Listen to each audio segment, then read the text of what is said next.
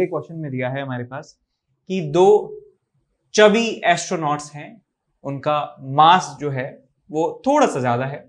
Each of mass 120 kilogram are travelling in a closed spaceship. तो ये spaceship जो है वो क्लोज्ड है, यानी कि सामान का आदान प्रदान जो है वो मना है। Moving at a speed of 15 kilometre पर सेकेंड, इसकी स्पीड जो है 15 किलोमीटर पर सेकेंड है। In the outer space far remove from all material objects, जितने भी आपके पास मटीरियल ऑब्जेक्ट्स हैं, कोई भी डस्ट नहीं है वहां पे, स्पेस में जो डस्ट होती है वो नहीं है, कोई भी एयर रेजिस्टेंस नहीं है, कोई भी मटीरियल नहीं है वहां पे, ठीक है। The total mass of the spaceship and it contents including the astronaut is 660 kilogram. इनका कुछ मास है, टोटल मास, स्पेसशिप का कुछ मास है और जो उसके अंदर एस्ट्रोनॉट्स हैं दो, उनका मास है टोटल 660 किलोग्राम के बराबर। If the astronauts do slimming exercise and thereby reduce their masses to 90 kilogram each, with what velocity will the spaceship move? तो कितनी वेलोसिटी से स्पेसशिप जो है वो मूव करने वाला है। तो यहां हम कह सकते हैं क्योंकि एक्सटर्नल कोई भी फोर्स नहीं लग रहा है, कोई भी एक्सटर्नल फोर्स नहीं है, बिकॉज कोई वहां पे बाहर एनवायरमेंट नहीं है, बाहर कुछ नहीं है, तो एक्सटर्नल फोर्स 0 के बराबर होने वाला है, ठीक। और आप देख सकते हैं कि मास जब ये रिड्यूस करेंगे तो जो बाकी का मास है वो कहीं जा नहीं सकता है, मैटर कहीं जा नहीं सकता है, बिकॉज ये स्पेसशिप जो है वो क्लोज्ड है। इसका मतलब मास जो है बेटा वो कांस्टेंट रहने वाला है, इसलिए मैं कह सकता हूं कि वेलोसिटी जो है वो भी कांस्टेंट रहेगी। मास कांस्टेंट है और वेलोसिटी भी कांस्टेंट ही रहने वाली है। सो 15 किलोमीटर पर सेकेंड अभी भी उनकी स्पीड रहने वाली है, कोई फायदा नहीं है पतले होने का क्लोज स्पेसशिप के अंदर, ठीक है। अब चलते हैं आगे नेक्स्ट क्वेश्चन की तरफ। Question number 28। क्वेश्चन नंबर 28 में दिया है दो पर्सन हैं जिनके मासेस हैं m, इसका मास स्मॉल m और इसका मास है स्मॉल m, और ये एक एक्सट्रीम एंड्स पर खड़े हैं, एक रेल रोड कार पे खड़े हैं जिसका मास कैपिटल M के बराबर है और रुका हुआ है, ये सब रुकी हुई है एक स्मूथ ट्रैक के ऊपर। यहां पे कोई भी फ्रिक्शन नहीं है, यहां पे कोई भी फ्रिक्शन नहीं है, तो मैं कह सकता हूं इस कार्ट के ऊपर, इस बंदों के ऊपर हॉरिजॉन्टल डायरेक्शन में कोई भी फोर्स नहीं है, ये मैं कह सकता हूं। सो एक्सटर्नल फोर्स हमारे कार्ट प्लस दो आदमियों के ऊपर हॉरिजॉन्टल डायरेक्शन में 0 के बराबर है। तो इस डायरेक्शन में हम लीनियर मोमेंटम कंजर्वेशन लगा सकते हैं किसके ऊपर, हमारे सिस्टम के ऊपर। सिस्टम में कौन कौन है, हमारे पास कार है और दो पर्सन है। तो आगे क्या कहा गया है क्वेश्चन में, The person on the left jumps to the left with a horizontal speed u with respect to the state of the car before the jump. तो जंप करने से पहले स्टेट क्या है कार की, कार रुकी हुई है, तो उस रुकी हुई कार के रेस्पेक्ट में ये u वेलोसिटी से जंप कर देता है। Thereafter the other person jumps to the right. तो पहले ये जंप करता है इस रुकी हुई कार के रेस्पेक्ट में। तो मैं यहां पे लिखूंगा, देखिए ये जो पर्सन है, ये पर्सन मूव करता है वेलोसिटी u से, और हमारी जो कार है और यहाँ पे दूसरा पर्सन जो है जिसका मास स्मॉल m है, मैं मान लेता हूं वेलोसिटी v1 से मूव करने लगती है राइट डायरेक्शन में। तो मैं यहाँ पे कंजर्वेशन ऑफ लीनियर मोमेंटम लगा सकता हूं कि पहले पूरा सिस्टम रेस्ट में था तो initial momentum of the system is equal to 0। Final की बात करें तो small m into minus u plus capital M plus small m into v1। तो यहां से मैं v1 की वैल्यू निकाल सकता हूं, that is small m upon small m plus capital M into u। तो ये आपको वेलोसिटी मिल जाती है, वेलोसिटी आपको मिल जाती है इस रेल रोड कार की, ठीक बात।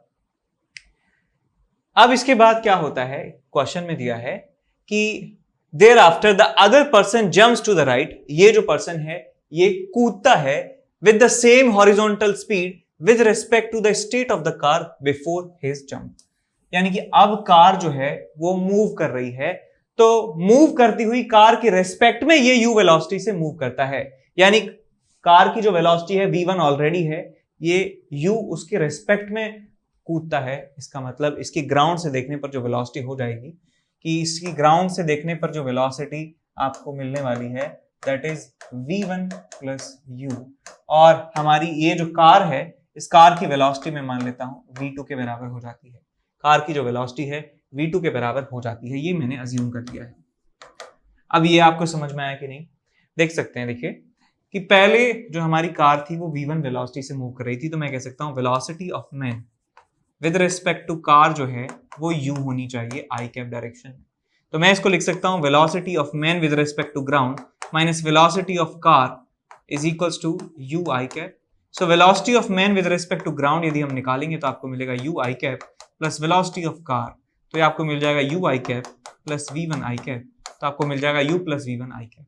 तो u plus v1 I cap direction में ग्राउंड के रेस्पेक्ट में वेलोसिटी है इस पर्सन की जिसका मास स्मॉल m के बराबर है, और जो कार्ट है मैंने मान लिया कैपिटल M मास की जो कार्ट है वो v2 वेलोसिटी से मूव करती है। तो मैं दोबारा से हॉरिजॉन्टल डायरेक्शन में लीनियर मोमेंटम कंजर्वेशन करा सकता हूं, बिकॉज हॉरिजॉन्टल डायरेक्शन में कोई भी फोर्स नहीं है, कार्ट और बंदा जो है उस पूरे सिस्टम के ऊपर कोई भी फोर्स नहीं है हॉरिजॉन्टल में, इसलिए इस डायरेक्शन का लीनियर मोमेंटम कंजर्व करा देंगे। तो आपको मिलेगा इनिशियल लीनियर मोमेंटम की बात करें, इनिशियल लीनियर मोमेंटम पहले जो कार थी और ये एक्सक्यूज मी, पहले जो कार थी वो मूव कर रही थी,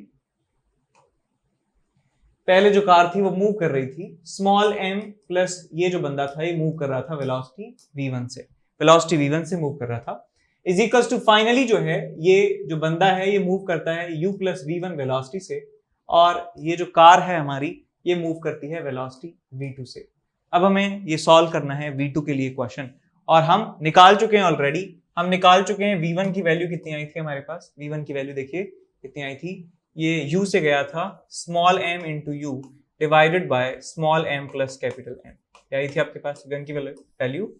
अब ये वैल्यू उठा के रख दीजिए आप यहाँ पे, तो देखिए आपको क्या मिलता है, small m plus capital M into small m u divided by small m plus capital M is equals to small m into u plus small m into v1 निकाल चुके हैं, कितना है आपके पास m square u divided by small m plus capital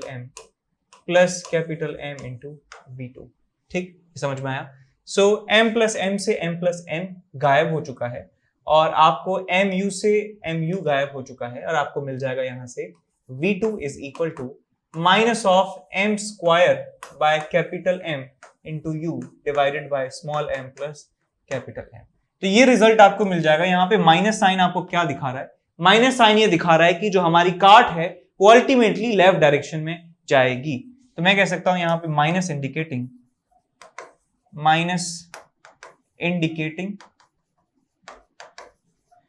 the direction of motion of car is in left direction में car move करती है with speed of m square u divided bye capital M into small m plus capital M। तो इस तरीके से आप ये question जो है सॉल्व कर सकते हैं। ठीक है, अब चलते हैं अगले क्वेश्चन की तरफ। क्वेश्चन नंबर 29 हम डिस्कस कर रहे हैं, जिसमें दिया है a figure shows a small block of mass n which is starting its motion with speed v on the horizontal part of the bigger block। एक बिगर ब्लॉक जिसका मास कैपिटल M है उसके हॉरिजॉन्टल पार्ट पे move करता है, ये वाला part semi circular है, ये वाला पार्ट सेमी सर्कुलर है, फ्रिक्शन कहीं भी प्रेजेंट नहीं है, ये वाला पार्ट भी स्मूथ है और ये वाला पार्ट भी स्मूथ है। इसका मतलब क्या हुआ कि ये जो बड़ा ब्लॉक है ये भी मूव कर सकता है हॉरिजॉन्टल डायरेक्शन में, यदि चाहे तो ये मूव कर सकता है इस डायरेक्शन में, इस डायरेक्शन। सो क्वेश्चन में आपको दिया है all the surface are frictionless, find the speed of the bigger block, find the speed of bigger block when the smaller block reaches the point A। Point A पर जब ये पहुंच जाता है, तो आपको बताना है कि बड़े वाले ब्लॉक की स्पीड कितनी होने वाली है। तो इस क्वेश्चन को चलिए सॉल्व करते हैं। सो मेरे पास यहाँ पे डायग्राम है, इनिशियली ऐसा है कि ये जो ब्लॉक है छोटू ये यहाँ पे है, इसको नाम दे देता हूं मैं, इसको आप कह दीजिए P कह दीजिए, इसको Q कह दीजिए। सो इनिशियल हमारे पास सिचुएशन ये है और फाइनली सिचुएशन हमारे पास ये है।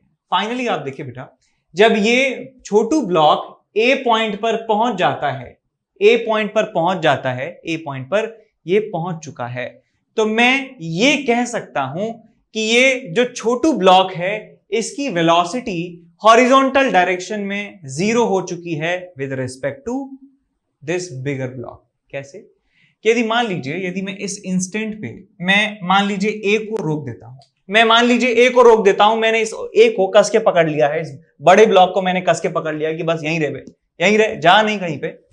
तो ये छोटू ब्लॉक क्या करेगा, छोटू ब्लॉक चलेगा चलेगा चलेगा चलेगा चलेगा और यहां पे जाके रुक जाएगा, फिर वापस नीचे आएगा। इस तरीके से मोशन होने वाला है। यदि मैं इस बड़े वाले ब्लॉक को रोक देता हूं, बड़े वाले ब्लॉक को रोक दूंगा तो छोटू ब्लॉक ऐसे ऐसे चढ़ता जाएगा, मैक्सिमम हाइट तक पहुंचेगा, उसके बाद वापस पीछे चला जाएगा। ये ऐसा होगा यदि हम बड़े ब्लॉक के रेस्पेक्ट में ये सिचुएशन ऑब्जर्व कर रहे हैं। तो ये बात समझ में आई सबको कि सही बात है सर कि यदि बड़े ब्लॉक के रेस्पेक्ट में देखें, बड़े ब्लॉक को रोक देते हैं तो ये छोटा ब्लॉक जो है ये आके यहां पे रुक जाएगा, ये आके यहां पे रुक जाएगा, इसकी वेलोसिटी 0 हो जाएगी। सो मैं यहां पे कह सकता हूं कि velocity of block number P with respect to Q in horizontal direction is equal to 0। तो मैं लिख सकता हूं velocity of P minus velocity of Q in horizontal direction is equal to 0। So velocity of P is equal to velocity of Q in horizontal direction. तो इस instant पे कह सकता हूं कि जो ब्लॉक की वेलोसिटी है छोटे की, वही बड़े ब्लॉक की वेलोसिटी है, और इन दोनों की वेलोसिटी को मैं मान लेता हूं vc के बराबर में मान लेता हूं इनकी दोनों की वेलोसिटी हॉरिजॉन्टल डायरेक्शन में जो है। वर्टिकल डायरेक्शन में यहां कोई भी मोशन नहीं है, हॉरिजॉन्टल डायरेक्शन में यहां पे मोशन है, यहां पे भी हॉरिजॉन्टल डायरेक्शन में मोशन था, और इस पूरे सिस्टम के ऊपर कोई फोर्स नहीं लग रहा है बिकॉज कहीं भी फ्रिक्शन प्रेजेंट नहीं है। तो इस बड़े ब्लॉक और छोटे ब्लॉक को सिस्टम मानते हुए तो मैं कंजर्वेशन ऑफ लीनियर मोमेंटम का इस्तेमाल कर रहा हूं।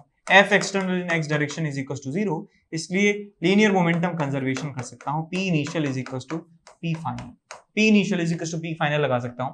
पहले कैपिटल M मास का जो ब्लॉक था वो रेस्ट पे था, छोटू ब्लॉक जो था वो v स्पीड से जा रहा था, इज इक्वल टू फाइनली बात करें ये दोनों जो ब्लॉक हैं बड़ा और छोटा, ये कॉमन वेलोसिटी vc से मूव कर रहे हैं। So capital M plus small m into vc यहां पे हम लिख सकते हैं।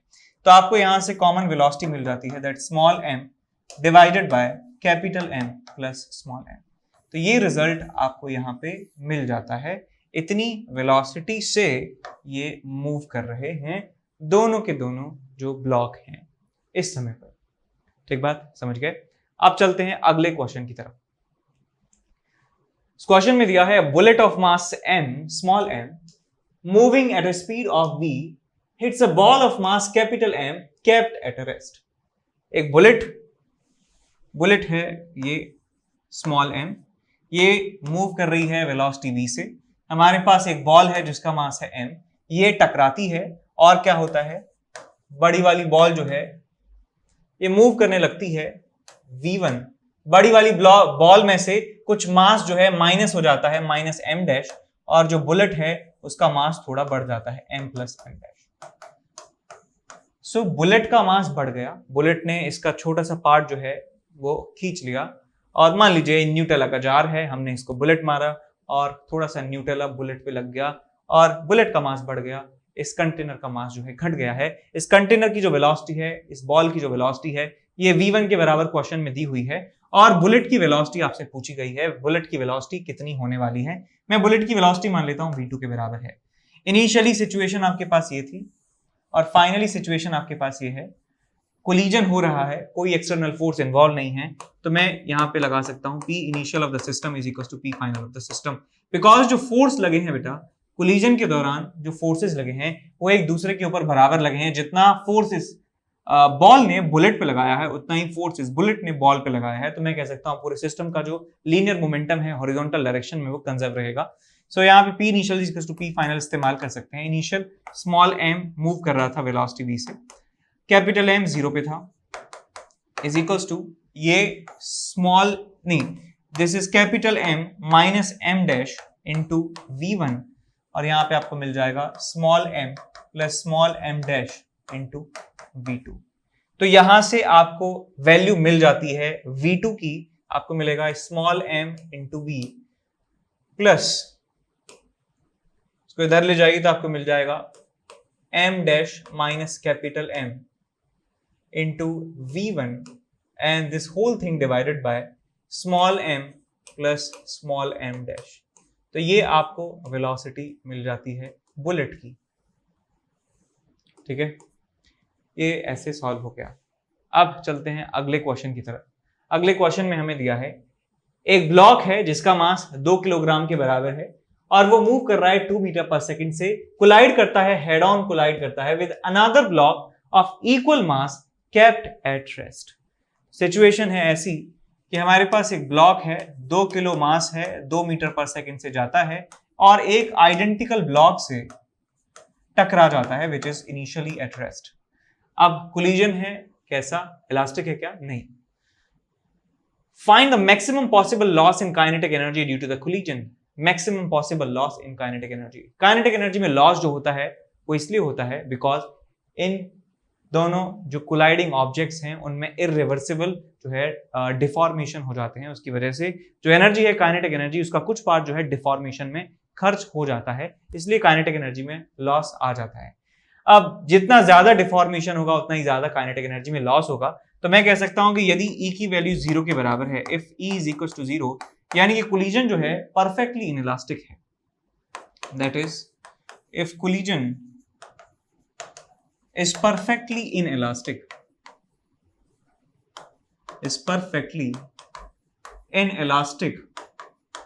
then loss in kinetic energy will be maximum. Loss in kinetic energy will be maximum. और जब दो ऑब्जेक्ट्स हेड ऑन कोलाइड करते हैं तो काइनेटिक एनर्जी में जो लॉस का फॉर्मूला होता है, वो होता है half into reduced mass m1 m2 divided by m1 plus m2 into u relative का स्क्वायर, इनिशियल जो इनकी अप्रोच की वेलोसिटी है रिलेटिव उसका square into 1 minus e square. ये एक जनरल फॉर्मूला होता है।